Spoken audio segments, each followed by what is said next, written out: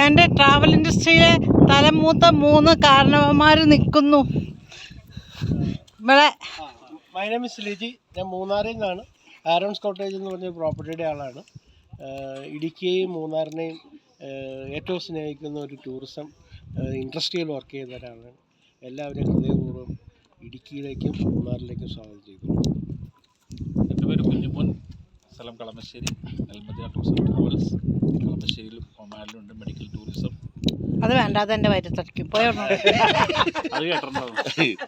എല്ലാ ടൂറിസം ഇഷ്ടപ്പെടുന്നവർക്കും ബിജു മൂന്നാറിൻ്റെ വകയായിട്ടുള്ള എല്ലാവിധ ഐസ്ക്രീമിന്റെ കഷ്ണം